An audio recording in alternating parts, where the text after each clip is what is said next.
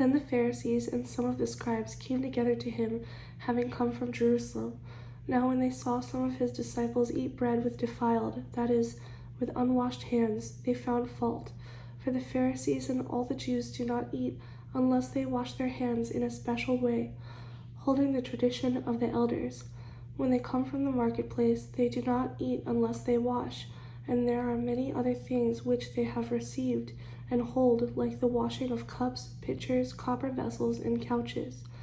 Then the Pharisees and scribes asked him, "Why do your disciples not walk according to the tradition of the elders, but eat bread with unwashed hands?"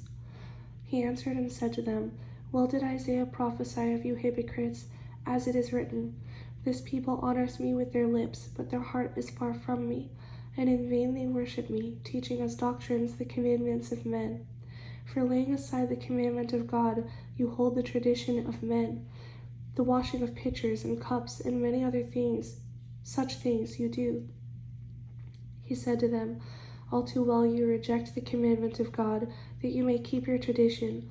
For Moses said, 'Honor your father and your mother,' and 'He who curses father or mother, let him be put to death.' But you say, if a man says to his father or mother, 'Whatever profit you might have received from me is Corban,' that is, a gift to God, then you no longer let him do anything for his father or his mother, making the word of God of no effect through your tradition which you have handed down, and many such things you do." When he had called all the multitude to himself, he said to them, "Hear me, everyone, and understand. There is nothing that enters a man from outside which can defile him, but the things which come out of him, those are the things that defile a man. If anyone has ears to hear, let him hear." When he had entered a house, away from the crowd, his disciples asked him concerning the parable. So he said to them, "Are you thus without understanding also? Do you not perceive that whatever enters a man from outside cannot defile him, because does not enter his heart, but his stomach, and is eliminated, thus purifying all foods?"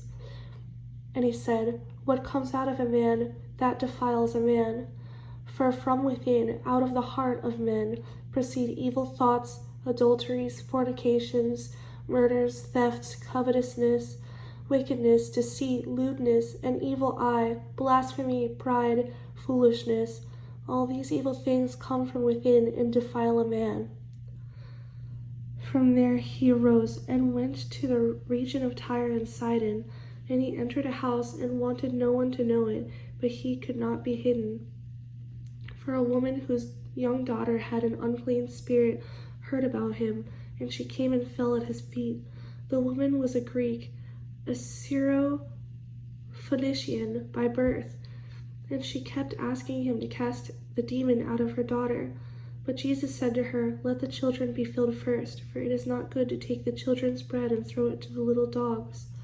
And she answered and said to him, "Yes, Lord, yet even the little dogs under the table eat from the children's crumbs." Then he said to her, "For this saying, go your way, the demon has gone out of your daughter." And when she had come to her house, she found the demon gone out, and her daughter lying on the bed.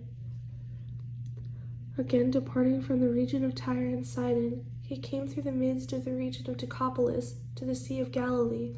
Then they brought to him one who was deaf and had an impediment in his speech. And they begged him to put his hand on him. And he took him aside from the multitude and put his fingers in his ears, and he spat and touched his tongue.